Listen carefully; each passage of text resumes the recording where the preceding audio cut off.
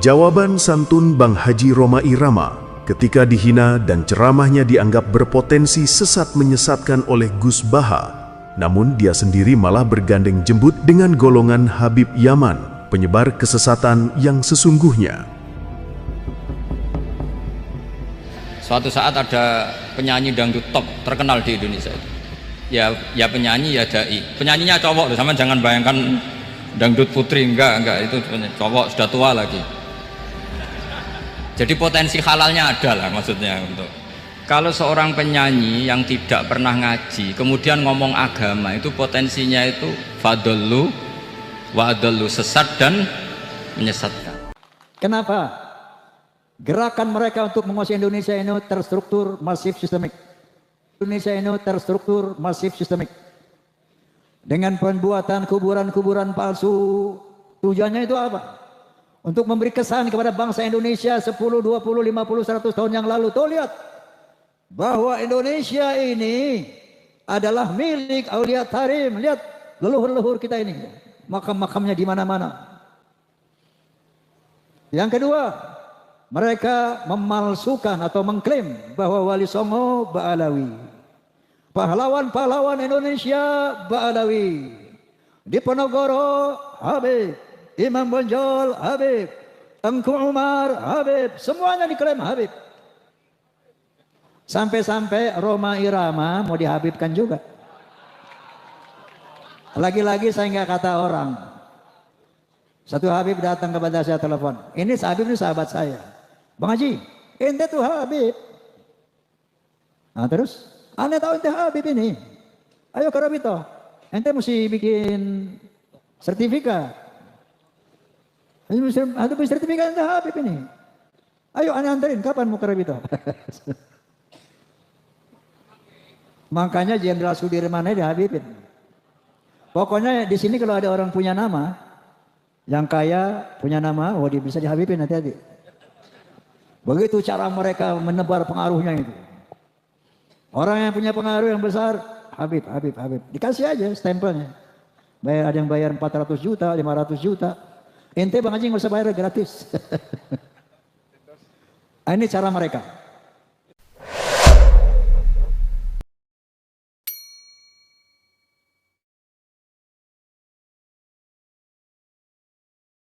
Assalamualaikum warahmatullahi wabarakatuh, sahabat santri yang dirahmati Allah. Apa kabar?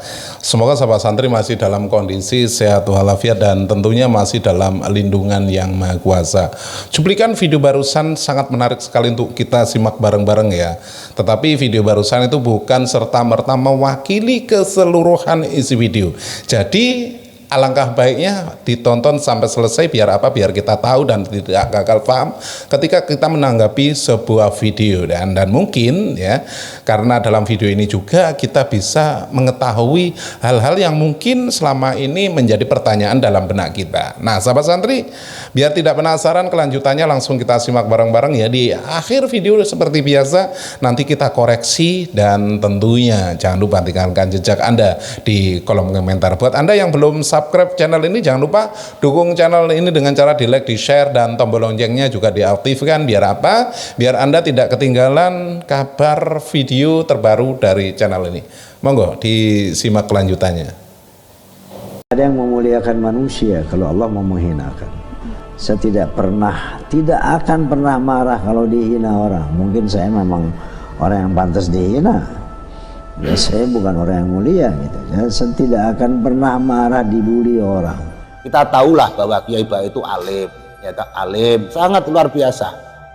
Satu, yang kedua kalinya, kalau memang Haji Rhoma Irama itu tidak dianggap orang yang bisa ngaji, ya itu dianggap menyasarkan fatwanya Mbak Haji Rhoma Irama. Saya mohon maaf, perimbangannya apa? Para habaib klan Ba'alawi ini itu yang betul-betul menyesatkan pada umat bangsa Indonesia. Kenapa Kiai Baik tidak pernah mengkritik? Kurofatan yang dijalankan semuanya tahu. Kenapa Kiai Baik diam saja? Tidak akan ada yang mampu menghinakan manusia jika Allah sudah memuliakannya, dan tidak akan ada yang mampu memuliakan manusia jika Allah sudah menghinakannya. Begitulah jawaban santun seorang Rhoma Irama ketika ia menanggapi hinaan dan cacian dari para pembencinya, yang mana para pembencinya tersebut sekarang didominasi oleh golongan Habib Yaman, kaum keturunan palsu baginda Rasulullah, dan juga para jongosnya. Memang benar apa yang disampaikan oleh Bang Haji Roma Irama, bahwa tidak akan ada yang mampu memuliakan manusia jika Allah sudah menghinakannya. Dulu, bisa dikatakan hampir tidak ada warga Nahdiyin yang berkata-kata tidak pantas kepada seorang Gus Baha. Namun ketika ternyata ia ikut terlibat dalam pembangunan makam Baklawi tidak waras Ja'far Al-Kaf, bahkan perannya sangat penting, yakni sebagai pemberi fatwa atas diperbolehkannya pembangunan makam Ja'far Al-Kaf yang berakibat tertimpanya puluhan makam kaum pribumi Nusantara diinjak-injak dan dijadikan keset untuk menuju makam Baklawi tidak waras tersebut. Allah seolah sedang menghinakannya. Tidak sedikit warga Nahdiyin yang sekarang mencaci dan mencela dia karena kealimannya selama ini ternyata tidak mampu menjadi penangkal bagi akalnya dari doktrin golongan Baklawi Yaman sebagai golongan manusia dengan kasta paling tinggi di bumi Nusantara. Lebih parah lagi, ia pernah berfatwa konyol bahwa penyanyi dangdut akan berpotensi sesat menyesatkan ketika berceramah. Namun, di sisi lain, ia malah menganggap wali orang yang jelas-jelas tidak waras akalnya. Hanya karena orang tidak waras tersebut adalah orang golongan Baklawi Yaman, golongan yang selama ini ia percaya sebagai keturunan baginda Rasulullah, meskipun nasabnya mustahil bisa dibuktikan kebenarannya. Habib Ja'far dengan segala keterkenalan majdzubnya, beliau ngendikan tuh mesti diulang-ulang syahadat wali-wali yang sudah kabundut. Asyhadu an la ilaha illallah Muhammad. Habib Abdullah Al-Kabir Malaka pada bojo negara. Bojo negara. Aman ke negara. Al-Kab sing nyekal negara. Sing aman negara iki Al-Kab. Negara cukup Al-Kab aman. Kota Jakarta aman. Sudah seaman ke negara. Sudah seaman ke negara. Bapak Presiden terima kasih kepada kita. Mungkin kalau Anda dengarkan itu mungkin biasa, mungkin karena ndak wali itu yang jelas itu yang nggak wali pasti tidak paham, malah gremeng kadang. Ini serabakat soleh lah yang seperti ini, semoga tobat ya. Inilah kekonyolan dan sekaligus fatwa yang sangat menjijikkan dari seorang Gus Baha. Roma Irama bicara agama dicaci dan dihina. Ceramah yang disampaikan dikatakan berpotensi sesat menyesatkan bagi para pendengarnya. Sedangkan orang tidak waras, seorang pengidap gangguan jiwa, difatwakan bahwa dia adalah seorang walinya Allah Ta'ala. Dan difatwakan juga kuburannya wajib dibedakan dengan makam kaum pribumi Nusantara, yang akhirnya membuat makam kaum pribumi dijadikan keset, diinjak-injak sebagai jalan menuju makam orang pengidap gangguan jiwa tersebut. Sebodoh-bodohnya Haji Roma Irama misalnya, jika memang Gus Baha menganggap Bang Haji Roma adalah orang bodoh dalam urusan agama, setidaknya ia masih faham hal-hal yang berkaitan dengan syariat, masih fasih dalam mengucap ayat-ayat Al-Quran. Bandingkan dengan Baklawi Ja'far Al-Kaf yang difatwakan sebagai wali oleh Gus Baha. Mengucap kalimat syahadat dan sholawat saja, ia belepotan, amburadul tidak karuan. Persis seperti orang tidak waras di jalanan yang semua ucapan mereka keluar seada-adanya tanpa ada kontrol sama sekali dari akal warasnya. Meskipun statusnya adalah seorang penyanyi dangdut yang menurut Gus Baha tidak pantas bicara agama, setidaknya dalam berceramah Roma Irama tidak pernah menyampaikan ajaran sesat seorang mayit bermodalkan dibekali surat sudah bisa masuk surga tanpa hisab. Datang Habib Sanjindan, ngelihat bentuk jenazah tuh, pengen dibungkus, pengen ditutup kain kafannya. Beliau ambil kertas kecil, kertas kotak kecil, beliau tulis, ada yang ditulis sama beliau, ditaruh di bawah kepalanya si jenazah. Deh, tutup. Sebelum ditutup, habis beliau tulis, ditaruh tuh kertas, beliau bilang, "Man, gue tahu, lo ibadahnya berantakan, tapi lo cinta sama dzurriyyat Nabi Muhammad, ikhlas dari dalam hati. Nanti kalau malaikat munkar nakir datang nanya pertanyaan kubur, jangan lo jawab, man, lo kasih surat dari gue, lo masuk surga tanpa hisab." Roma Irama pun tidak pernah menyampaikan mayit di dalam kubur. Ketika ditanya malaikat man robuka, jawabannya Habib Abdullah Al-Haddad. Dan dalam ceramahnya, Roma Irama juga tidak pernah menyampaikan ada manusia yang bisa memadamkan api neraka jika manusia itu tidak malu kepada Allah Ta'ala. Inna rajula lamma sa'alahul malakan. Ini orang laki-laki yang di dalam kubur, si munsyid nih, si vokal ini, Begitu ditanya oleh Muhammad Munkar dan Nakir, wa qala man rabbuka, Munkar Nakir tanya man rabbuka, siapa Tuhanmu? Dia jawab, Habibi Abdullah Ba'alwi.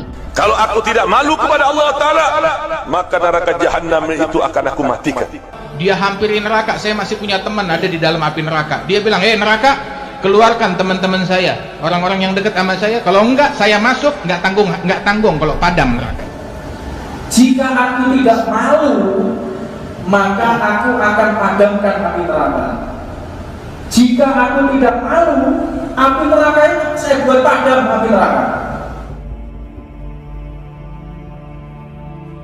Dari 3 tema ajaran sesat, mayit bisa masuk surga tanpa hisab bermodalkan surat rekomendasi.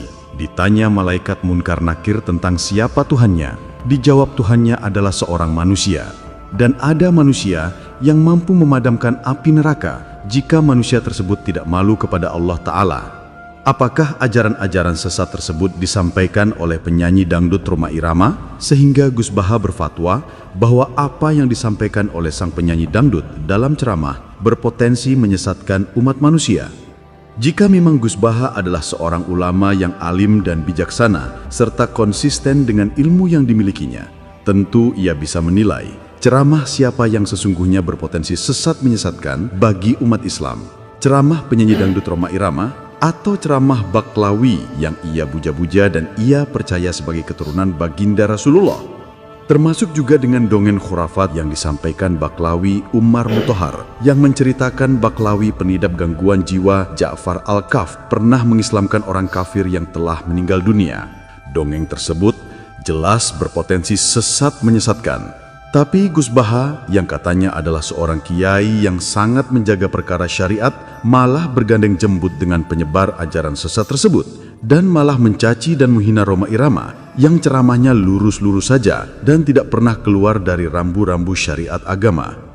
Kesombongan Gus Baha selama ini yang merasa sebagai manusia paling alim di jagat raya sehingga suka merendahkan kiai lainnya, nampaknya telah dibuka oleh Allah Ta'ala bahwa kesombongan dia hanya berlaku untuk kaum pribumi saja, sementara kepada kaum keturunan pendatang Yaman, dia memposisikan diri sebagai jongos yang hina, sehingga apapun kesesatan yang disebarkan oleh sang dero majikannya, ia mingkem 1000 bahasa. Sebab bisa jadi ajaran sesat yang disebarkan oleh para bendoro majikannya dalam pikiran Gus Baha itu bukanlah kesesatan, melainkan sebuah kebenaran tersembunyi yang sirnya tidak bisa dijangkau oleh orang awam pada umumnya.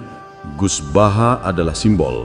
Sealim apapun orangnya, seluas apapun keilmuan seorang manusia, ketika dia bergaul dengan Baklawi, kaum keturunan palsu baginda Rasulullah, dia akan menjadi manusia tolol seketika.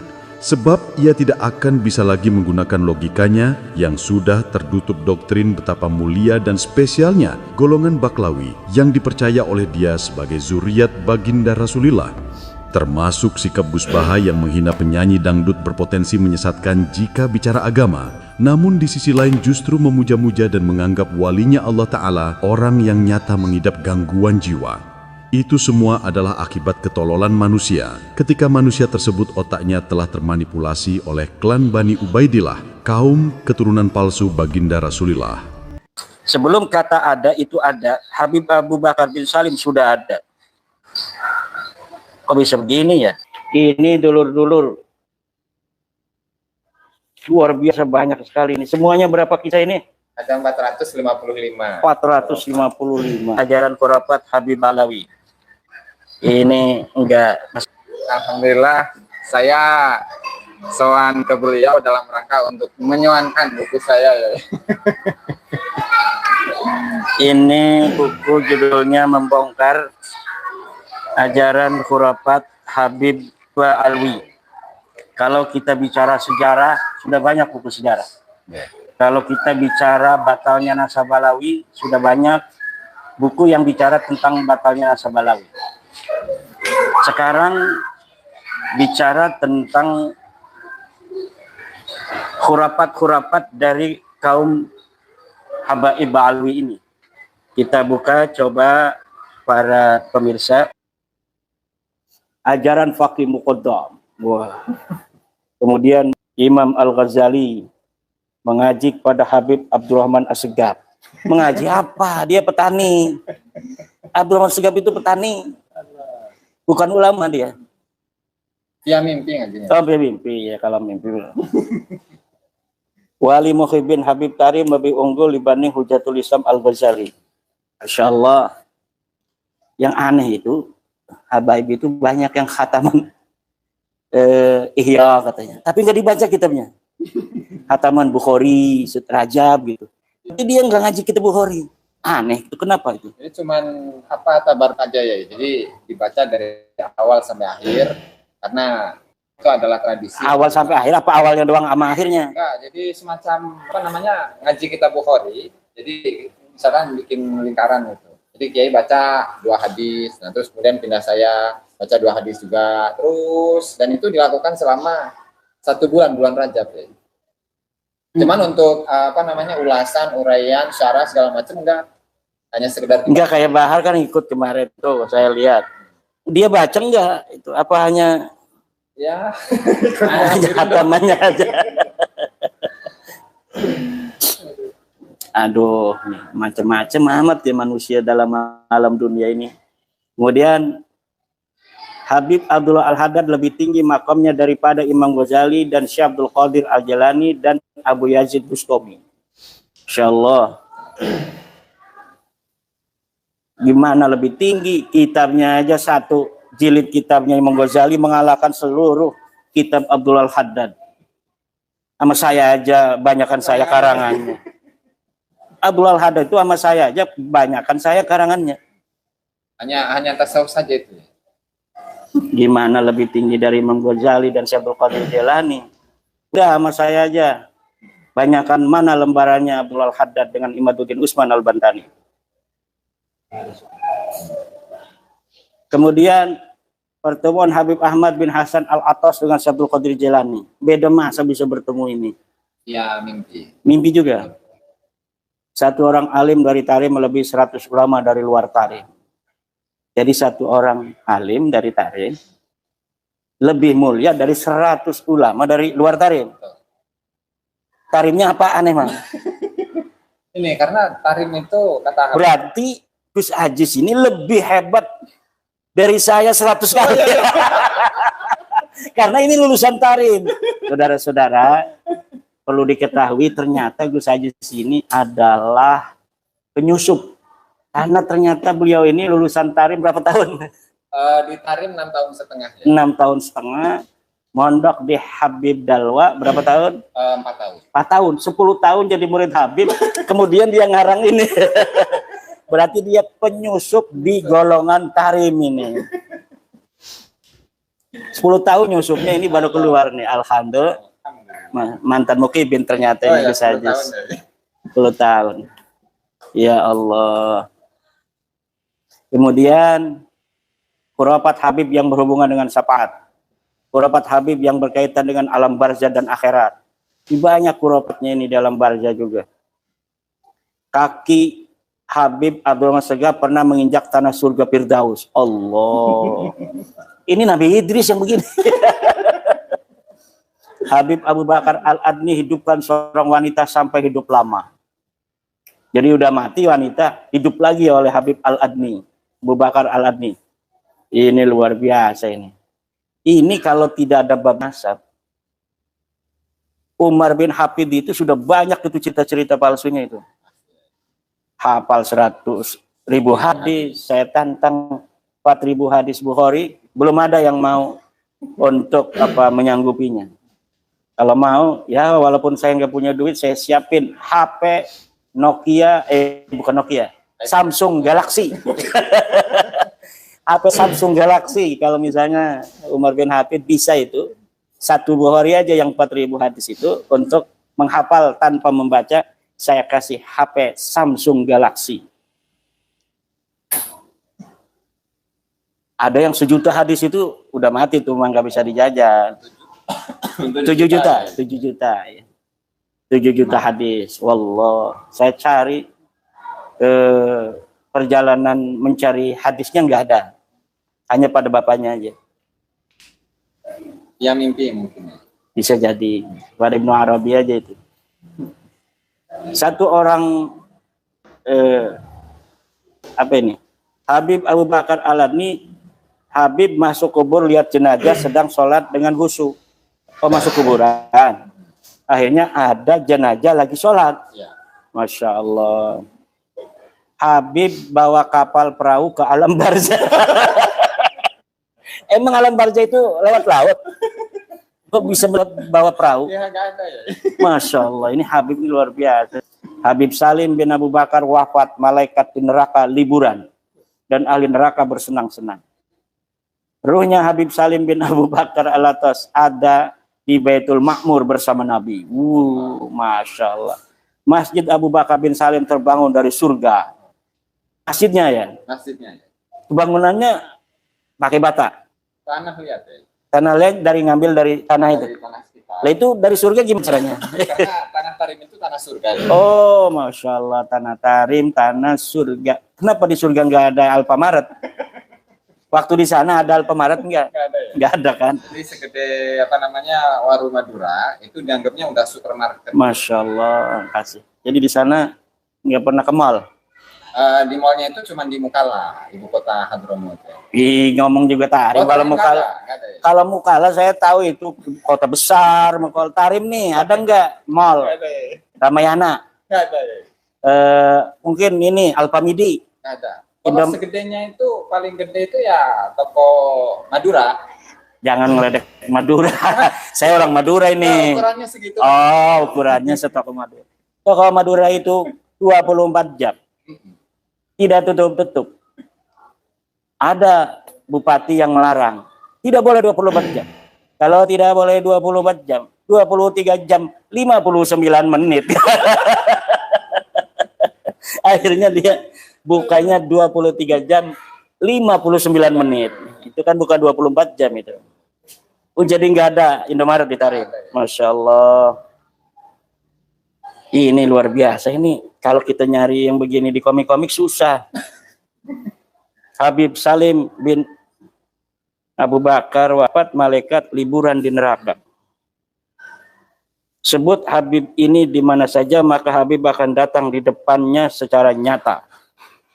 Hong gila hong gitu ya. Langsung cuk gitu. Langsung depan. Itu dulu, janganlah ceritanya panjang gitu. Masjid Abu Bakar udah ini, meski sudah wafat, Habib masih menghadiri majelisnya. Jangankan menghadiri majelisnya, ada yang ikut nyembahyangin orang mati. Saya Abu Bakar bin Salim ngotot jadi imam sholat dan tuding ibu seorang guru ada di neraka. Woy. Anak cucu Habib Syekh Abu Bakar bin Salim dijamin mewarisi kewalian agung sampai kiamat. Ini ada lagi khurafat Habib menghalalkan perkara haram. Amal ibadah Habib dan para muhibin diterima langsung oleh Nabi Muhammad SAW. Jadi para muhibin ini berbahagialah, bahwa amal ibadahnya akan diterima langsung oleh Nabi Muhammad, enggak oleh malaikat raqib atid. Berkat melanggar hukum syariat fikih Islam, Syekh Umar Bamahromah jadi wali besar. Gimana ceritanya?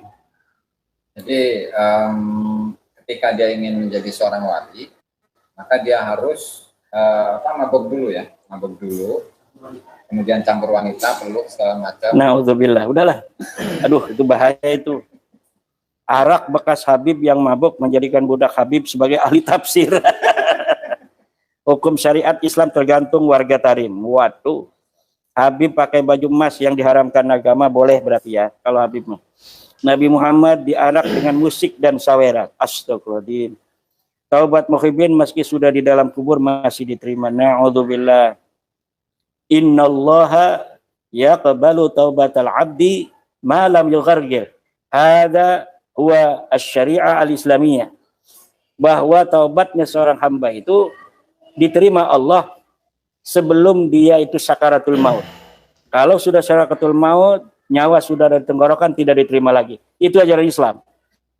Tapi ajaran Balawi, mereka bisa taubat walau sudah mati di dalam kubur. Dan ini ada di dalam bukunya Gus Aziz Jazuli dan Kiai Ihya, membongkar khurafat Habib Balawi yang tidak punya, nyesel seumur hidup. Kalau saya punya, alhamdulillah gratis. Ini dulur-dulur luar biasa banyak sekali ini. Semuanya berapa kisah ini?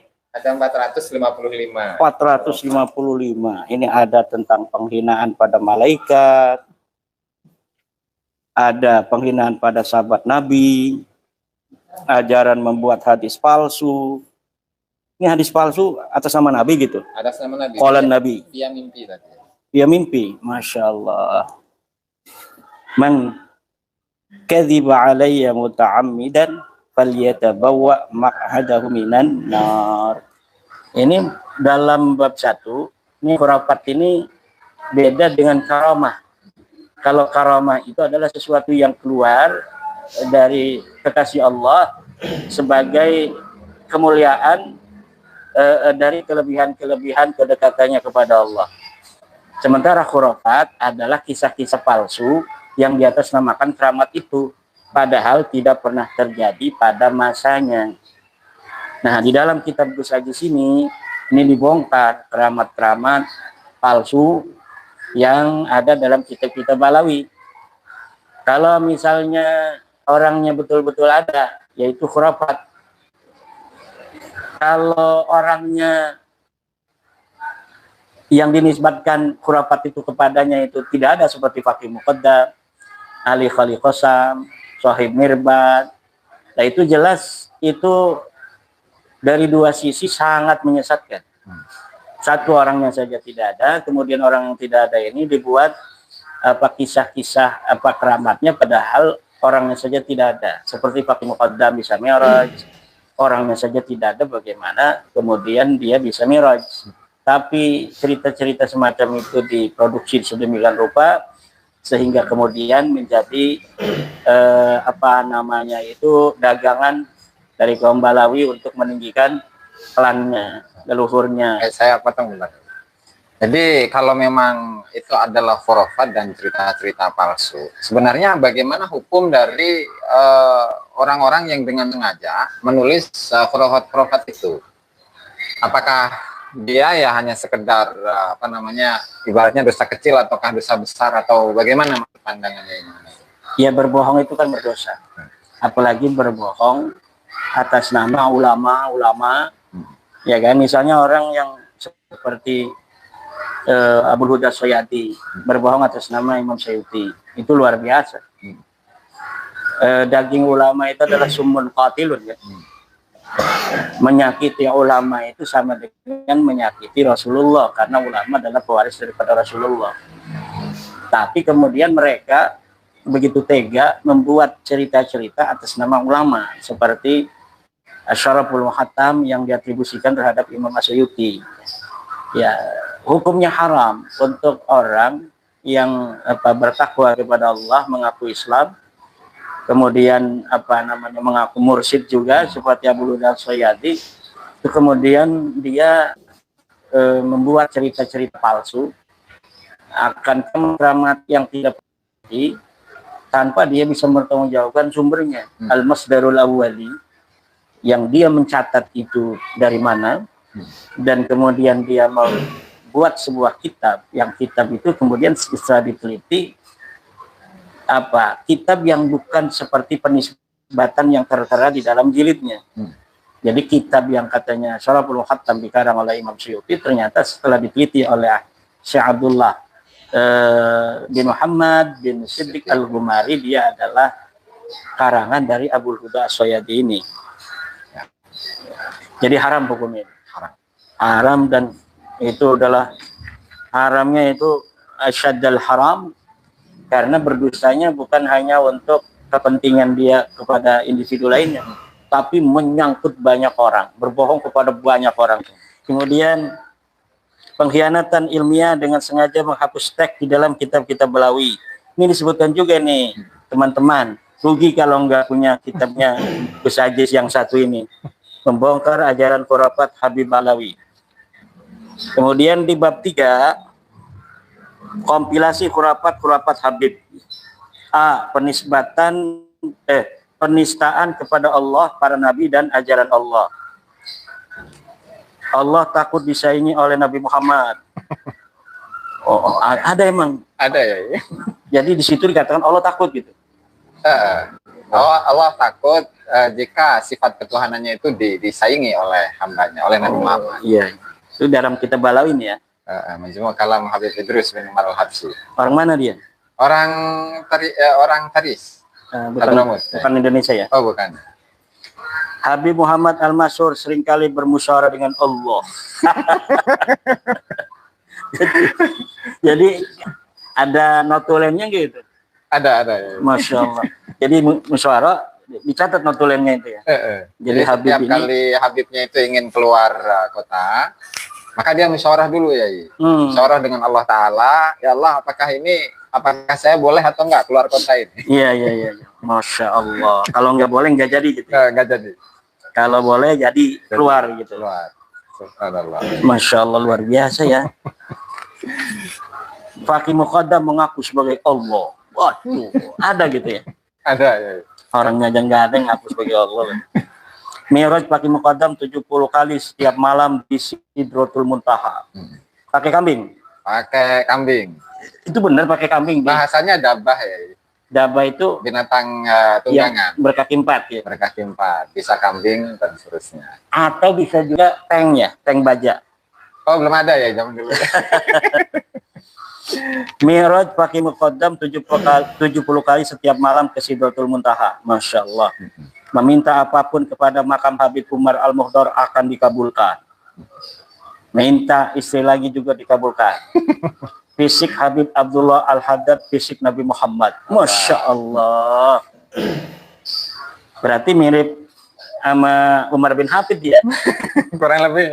Iya, berarti mirip Umar. Katanya kan Umar bin Hafid mirip sama Nabi Muhammad. Masya Allah. Ada yang takut juga ngelihat wajah.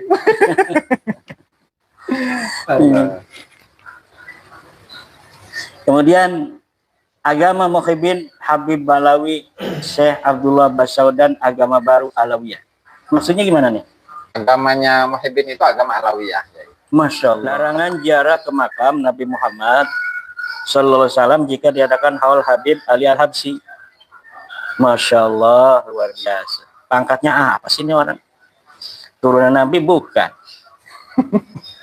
Larangan apa ini? Penggambaran wajah Rasulullah seperti Habib Abdullah Al-Haddad dalam keadaan tidur, sementara sahabat beribadah.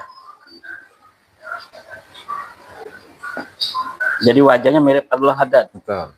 Banyak miripnya juga. Oh, karena banyak ya. Ada Muhammad bin Thahir Al-Haddad, ada siapa namanya Abdurrahman bin Muhammad Al-Masyhur, ada siapa lagi tuh Hasan bin Saleh Al-Bahar, dan juga banyak-banyak Habib yang lain yang wajah Rasulullah itu seperti mereka ya. Merekanya mirip enggak itu satu dengan yang lain? Enggak mirip padahal. Berarti wajahnya Rasulullah banyak dong. Betul ya. Kemudian mimpi Habib merupakan bagian dari kenabian. Oh, iya. Reinkarnasi Nabi Muhammad SAW ialah Habib Muhammad bin Thahir Al-Haddad. Kayak agama Hindu aja ini, ada reinkarnasi.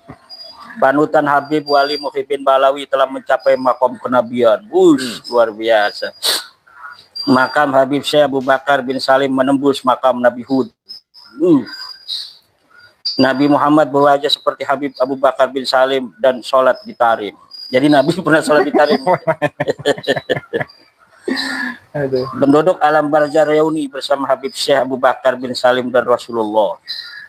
Ini kayak lulusan UGM aja nih reuni segala.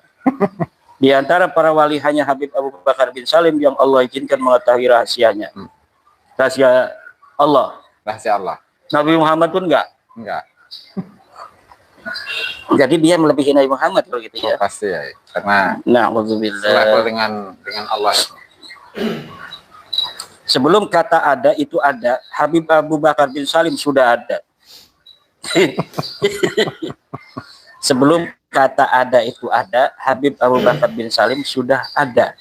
Berarti kan Allah ya. Berarti dia adalah sang ada. Sebelum semua ada. Betul. Sedangkan Allah itu ada. Maha ada.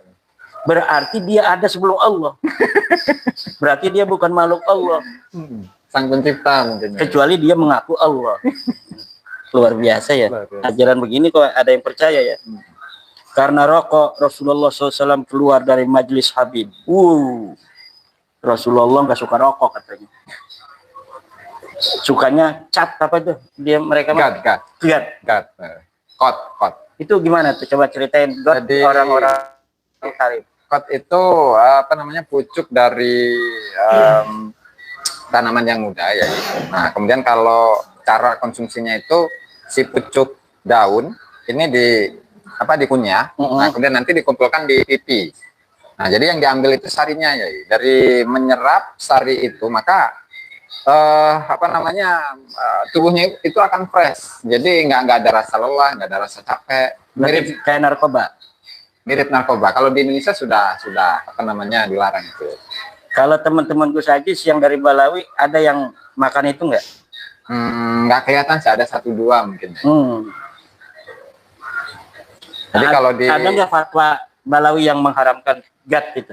Gat itu diharamkan nggak? Disamakan dengan kopi ya. Disamakan dengan kopi. Disamakan dengan kopi. Allah. Jadi kalau rokok itu haram.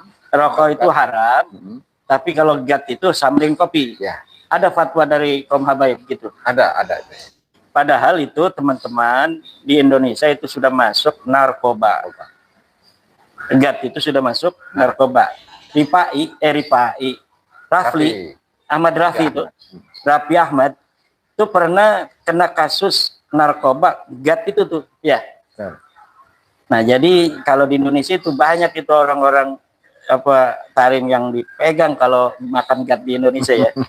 Tapi di sana kata Gus Ajis legal dan difatwakan. Ada fatwa Balawinya juga. Seingat saya ada, nanti bisa dicek. Iya, itu ada fatwa dari Balawi yang mengatakan itu tidak haram katanya, bahkan sama dengan kopi. Kalau rokok yang dihalalkan oleh NU, dia haramkan. Padahal kan oleh NU itu halal. Ya artinya makro lah, ada yang mubah, ada yang makro. Tapi kalau Balawi haram ya. Haram. Berarti Bahar Smith itu nggak pakai ilmunya Balawi, dia pakai NU dia. Pakai NU ya, Yang enak-enak dia pakai NU. Masya Allah. Pemilik kekuasaan mutlak pengelola alam semesta adalah Habib Alwi bin Faqih Muqaddam. Penguasa alam semesta, penguasa, pemilik kekuasaan mutlak pengelola alam semesta adalah Habib Alwi bin Faqih Muqaddam. Habib Alwinya aja nggak ada, pakai Muqaddamnya nggak ada, gimana menguasai alam? Namanya juga dongeng ya. Menyamai mukjizat Nabi Isa. Habib Alwi hidupkan mayat, sembuhkan orang buta dan kusta. Ini maksudnya Alwi bin Faqih Muqaddam ini ya? Alwi bin Faqih Muqaddam. Oh, jadi anaknya Faqih Muqaddam bisa menghidupkan orang mati dulur-dulur. Makanya kalau nggak beli buku ini, ya nyesel nggak dapat cerita-cerita yang luar biasa. Kemudian menyamai maklar pertemuan Nabi dalam keadaan terjaga. Siapa ini? Ingat nggak? Itu salah satu Habib. Ada jadi maklar dia. Jadi maklar. Jadi kalau ingin ketemu Rasulullah harus menghubungi Habib itu. Oh, kalau zaman Nabi masih hidup, orang yang ingin bertemu Nabi harus mendekati Zaid bin Harisah. Ya. Ketika Zaid bin Harisah itu sudah wafat, anak angkatnya cucu angkatnya Usama bin Zaid itu adalah menjadi jalan orang untuk bisa bertemu dengan Rasulullah. Bahkan ketika ada masalah besar yang orang lain tidak berani berkata pada Rasulullah, itu Zaid dan Usama ini berani karena beliau adalah Hib ibnul Hib, kekasih, putra kekasih. Bukan Habib ya? Bukan. Hib ibnul Hib itu adalah Usama bin Zaid. Tapi pada suatu waktu Usama bin Zaid pernah juga dimarahin. Jadi biasanya kalau udah sama Sayyidina Ali nggak berani, Sayyidina Ali itu terakhir pada Zaid. Kalau Zaid udah meninggal, terakhir itu pada Usama. Itu pernah ketika ada seorang perempuan dari Makhzumiyah itu mencuri, kemudian minta kepada keluarga daripada Nabi Muhammad yang lain, istri-istri Nabi nggak ada yang berani. Kemudian melalui Usama bin Zaid ini, ya Usama, sampaikan pada Rasulullah agar ini perempuan yang mencuri tidak dipotong tangannya. Aduh, dimarahin itu mah. Lau anna Fatimata binta Muhammadin sarakat laqata'tu yadaha. Kalaulah Fatimah anakku mencuri, aku akan potong tangannya. Ini sama dengan ucapan Abu Yai Ma'ruf Amin kemarin. Walaupun bukan ponakanku yang diangkat PJ Ketum, anakku sendiri tetap aku tolak. Artinya luar biasa kan, bahwa ADART harus ditegakkan menurut Abu Yai Ma'ruf, sehingga ketika Kiai Zulfa Mustafa, ponakannya sendiri diangkat jadi PJ Ketum, tidak ditolak, tidak diterima karena dianggap melanggar ADART. Padahal itu ponakan asli. Kiai Zulfa itu adalah anak Nyai Ratu Marhumah Latifah. Nyai Ratu Marhumah Latifah ini orang sini nih. Orang sini. Iya. Itu adik dari Kiai Ma'ruf. Diangkat oleh pleno sebagai PJ Ketum. Kata Kiai Ma'ruf, kalaupun anakku yang diangkat, tetap itu melanggar. Itu mirip dengan ucapan daripada Rasulullah. Kalaulah anakku Fatimah bintu Muhammad atau binta Muhammad syarakat laqata'tu yadaha. Tapi di sini ada selain Zaid bin Harisah dan Usamah, orang yang menjadi maklar untuk bertemu dengan Rasulullah. Aneh, ini nggak ada di Bukhari ini. Nggak ada di Muslim, nggak ada di Ibnu Majah. Ajaran hadis palsu juga ada ya? Nanti dulu satu-satu. Rasulullah menjawab salam Habib Ali Koli Kosam di dalam sholat. Ini asoluk nih yang diselewengkan jadi Ali Koli Kosam. Jadi ini bukan Ali Koli Kosam, ini Ali keluarga daripada bin Jadid. Kemudian di dalam masa-masa selanjutnya diatribusikan untuk orang yang fiktif, yaitu Ali Koli Kosam. Nah, jadi itu Ali Koli Kosam itu punya ayah Alwi katanya. Ini fiktif juga. Alwi punya ayah Muhammad fiktif. Muhammad punya ayah Alwi fiktif. Alwi punya ayah Ubaid fiktif. Ubaid punya ayah Ahmad bin Isa, ini ada orangnya, tapi bukan Al-Muhajir. Kata Al-Muhajir itu pertama kali disebut itu di dalam kitab Al-Mashra'ur Rawi lah, abad 11 itu. Nah, saya di dalam buku itu pernah menyebut di Syarhul Ainiyah abad 12 ya? 13 itu. 12. Abad 12, ternyata di Mashra'ur Rawi juga ada itu. Jadi ya sekitar antara abad 11-12 itulah mulai Al-Muhajir. Sebelumnya di abad 10, abad 9, abad 8, abad itu selama 1000 tahun, 600 tahun lebih tidak ada gelar Al-Muhajir untuk Ahmad bin Isa. Karena kenapa? Karena Ahmad bin Isa Al-Abah tidak pernah hijrah ke Yaman. Jangankan dia hijrah ke Hadramaut, ke Yaman saja tidak. Jangankan dari Basrah ke Yaman, di Basrahnya aja nggak pernah. Jadi di dalam kitabnya Balawi itu dikatakan Ahmad bin Isa itu hijrah dari Basrah ke Hadramaut. Tidak ada yang menceritakan Ahmad bin Isa ada di Basrah. Banyak kan teman-teman kita juga yang ada kekeliruan dalam mengidentifikasi Ahmad bin Isa. Seperti ada narasi bahwa Ahmad bin Isa itu makam aslinya ada di Irak katanya, di Najaf. Ya itu Ahmad bin Isa, tapi bukan Ahmad bin Isa yang dimaksud. Bukan Ahmad bin Isa bin Muhammad An-Naqib, bukan. Tetapi itu mah Ahmad bin Isa bin Zaid. Itu adalah imam Syiah di sana. Jadi imam Syiah itu ada di Najaf, tapi bukan Ahmad bin Isa yang dimaksud oleh Balawi itu. Ahmad bin Isa yang dimaksud Balawi itu sama sekali la yuhajiru illa Basrata wa la yuhajiru ila Yaman. Walakin huwa kainun fil Madinah wa lam yujad ayyu dalilin yadullu ala annahu hajara min al-Madinah al-Munawwarah fi qaryatin tusamma Surya. Al-baqa apa tuh kaidah istisab? Al-baqa umakan ala makan. Baqa umakan ala makan. Jadi sesuatu itu ketika sudah ada di suatu tempat, maka biarkan dia ada di tempat itu sebelum ada dalil yang menyatakan sebaliknya. Nah itu harusnya begitu kalau ilmiah. Ini kita mau bicara ilmiah pakai nebak-nebak. Ilmiah husnudon. Nah, kita husnudon aja sesuatu yang sudah berjalan 500 tahun. Surah istifadah. Surah istifadah yustaratu antakuna bi ghairi mu'arid. Wa idza wujida al-mu'arid batalat as-suhra wal istifadah. Hada ma qarrarahu al-fuqaha fi kutubihim. Wa Ibrahim bin Mansur wa Ahmad Ramli Al-Abbas wa ghairihima minal muqibbin itu tidak mengerti itu, bahwa surah istifadah tidak boleh dilakukan sebagai isbatun nasab apabila ada mu'arid. Wal mu'arid kain wa huwa kutubul ansab al-qadimah wa nataij ikhtibari al-Hamdin Nawawi wa hum ala majmu'ati sulalati G wa Banu Hashimin ala majmu'ati sulalati Jiwan fahayhata baina man kanat majmu'atu sulalatihim G huwa man kanat majmu'atu sulalatihim Jiwan hayhata ada baina as-sama'i wal ard bainal masyriqi wal maghrib. Dan mereka ketemu nanti leluhur bersamanya itu antara J dan G itu 45.000 tahun yang lalu.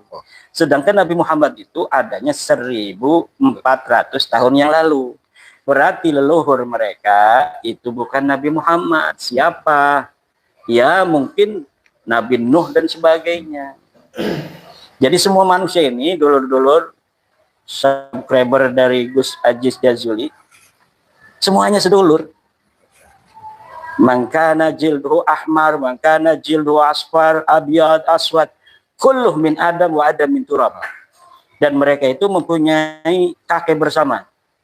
Kakek bersama mereka fi riwayatin Nuh wa fi riwayatin Mubashir ila Adam. Ada perbedaan pendapat karena sebagian ulama mengatakan keturunan manusia yang ada sekarang di dunia ini semuanya dari Nuh. Karena keturunan selain Nuh itu semuanya mati dalam banjir. Adapun orang-orang 80 yang ada di dalam kapal Nabi Nuh itu memang ada, tetapi keturunannya inqaradu. Itu ada sebagian ulama mengatakan begitu. Rasulullah menjawab salam. Ini udah. Rasulullah memasuki rumah Habib dan menyatakan ia adalah kekasih Rasulullah. Waduh, luar biasa. Masa tukang dawir kekasih Rasul? Tapi Habib yang dawir tidak hanya di Indonesia ya? Gimana? Coba ceritain.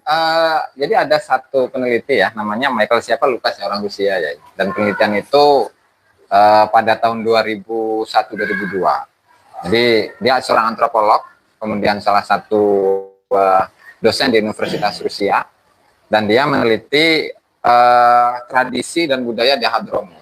Nah, dia kaji-kaji satu persatu dari tradisi yang ada di sana, kemudian ketika menceritakan tentang munsib. Munsib itu kepala suku ya. Misalkan munsib Al-Idrus, munsib Al-Haddad, Al-Atos, dan seterusnya. Jadi masing-masing dari munsib itu memegang satu suku. Misalkan suku At-Tamimi, kemudian Al-Katiri, dan seterusnya. Jadi intinya pendagangan di Hadramut ada. Oh gitu ya. Ini ada lagi sub tentang khurafat Habib yang mengajarkan rasisme. Ada Habib yang ngajarin rasisme bahwa Habib Ba'alawi itu adalah ras tertinggi di atas dunia ini. Nah itu menurut Habib, bahwa menurut Habib mereka ini ras tertinggi termulia dalam dunia. Menurut saya orang yang paling hina di Nusantara ini lebih mulia dari orang yang paling mulia dari golongan Balawi. Ini adalah sebuah kebenaran. Orang yang paling hina dari warga Nusantara adalah orang yang lebih mulia daripada orang termulianya dari Balawi. Semua habaib Balawi tidak akan ada yang mampu mengungguli. Mengungguli apa? Kehaluannya. Khurafat, pengkultusan tempat dan kuburan. Wah ini mah udah biasa nih. Banyak kuburan. Ajaran asusila ada. Ajaran asusila ada juga. Khurafat untuk mengkultuskan tokoh